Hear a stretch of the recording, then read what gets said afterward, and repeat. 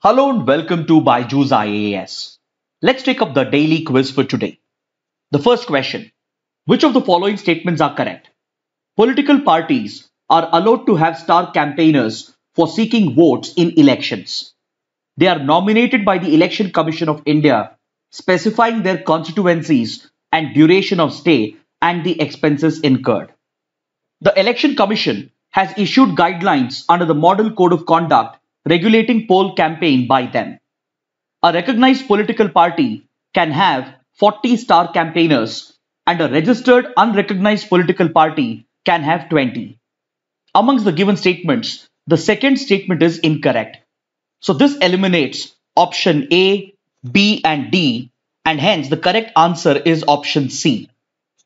See, a star campaigner is a popular celebrity-like figure who is used by political parties during elections for campaigning.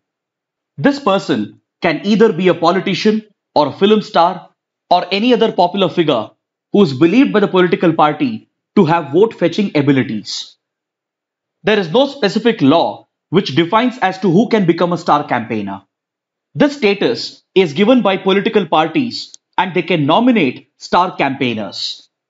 This is what makes the second statement incorrect, because star campaigners are nominated by the political parties themselves, not by the Election Commission of India. Political parties nominate such star campaigners in order to use their popular appeal to fetch more votes for the party. So there is no specific law that governs as to who can be made star campaigners, and this is left to the discretion of the political parties, and they can nominate star campaigners by suitably specifying the constituencies where they would be campaigning, including the duration of their campaign and the expenses incurred to the Election Commission of India. However, the Election Commission has put in place a set of guidelines under the Model Code of Conduct in order to regulate campaigning by the star campaigners. As per the existing rules, a recognized political party is allowed to nominate a maximum of 40 star campaigners, whereas an unrecognized but registered political party is allowed to nominate a maximum of 20 star campaigners. See, the significance of star campaigners is not just with regard to their ability to attract votes for the party, but it also has a lot to do with poll expenditure or election related expenditure. As you might know, the Election Commission places a maximum cap on the campaign expenditure that can be incurred by each individual candidate. For Lok Sabha elections and as well as for Legislative Assembly elections, a different expenditure threshold has been set by the Election Commission, and the candidates will have to strictly ensure that their overall election spending is within this cap prescribed by the Election Commission. So they need to report all the expenses being incurred, and the Election Commission also keeps a track of these expenses. If a candidate breaches the expense cap, then the Election Commission would be empowered to even take action against the candidate. But however, the usage of star campaigners brings an advantage to the political parties and the candidates, because the expenditure incurred during their campaigning is not added to the candidate's election expenditure. As per the provisions of the Representation of People's Act, these expenses incurred on a star campaigner, they are borne by the political parties and not by the contesting candidates. This exemption is subjected to few terms and conditions, and accordingly, an individual candidate can seek exemption from expenses incurred on a star campaigner, provided if the star campaigner has limited himself to general campaigning only for the party and not for the candidate. If the star campaigner shares the stage with the candidate, then the entire campaign cost, except for the traveling cost, would be added to the expenses of the candidate. Then as per these conditions, the star campaigner is not even allowed to take the name of the candidate while campaigning in a particular constituency. If there are one or more candidates sharing the stage with the star campaigner, then the expenses incurred on the star campaigner will be shared equally by all the contestants. Even if a candidate is not physically present during a rally or a campaign with the star campaigner, but still his posters and photographs are used during the rallies of the star campaigner, even then the entire expense will be added to the expenses of the candidate. So basically, the star campaigner has to limit himself or herself to general campaigning, which involves seeking votes in favor of a particular political party, not in favor of the particular candidate in that constituency. If these conditions are met, then the expenses incurred on the star campaigner will be charged on the political party and not on the individual candidate. This topic was taken up because, according to this article in The Hindu, the Election Commission of India has removed a star campaigner of the DMK from the list after he was found to be violating the Model Code of Conduct. Now let's look at the second question. Which of the following led to the establishment of BIMSTEC? The correct answer is option B. The Bangkok Declaration led to the establishment of BIMSTEC back in 1997. See, BIMSTEC stands for Bay of Bengal Initiative for Multi-Sectoral, Technical and Economic Cooperation. It is a regional multilateral institution that consists of 7 countries from South Asia and Southeast Asia. The members of BIMSTEC include India, Nepal, Sri Lanka, Bangladesh, Bhutan, and Myanmar and Thailand. The uniqueness of this grouping is that it acts as a bridge between South Asia and Southeast Asia. And the common factor between these members is that they are all the littoral states of Bay of Bengal, with the exception of Nepal and Bhutan, which are landlocked countries. But even Nepal and Bhutan are heavily dependent on the Bay of Bengal because that is their only access to the sea via India and Bangladesh. This grouping was set up back in 1997 through the Bangkok Declaration, and initially it was formed by just 4 countries. It included Bangladesh, India, Sri Lanka, and Thailand. Hence, it was known as BISTEC, which was basically an acronym representing the member countries. Later, Myanmar was also added to the grouping, and thereby it became BIMSTEC. Then finally in 2004, at the insistence of India, the Himalayan states of Nepal and Bhutan were also included because of their dependency on the Bay of Bengal, and later the grouping was also renamed as the Bay of Bengal Initiative for Multi-Sectoral, Technical and Economic Cooperation.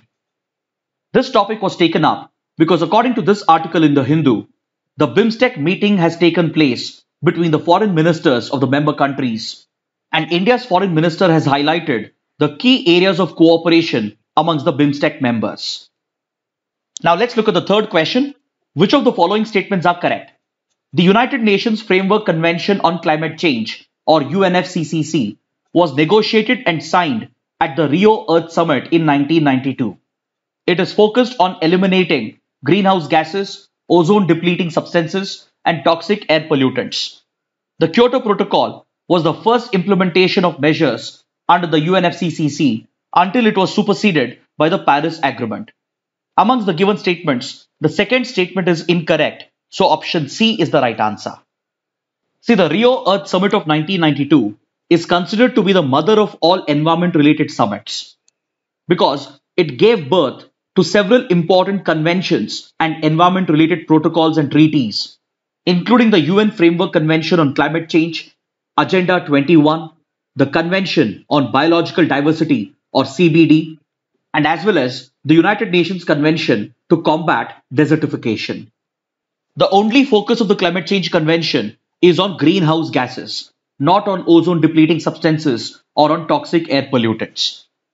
To deal with ozone-depleting substances, we have a separate protocol known as the Montreal Protocol.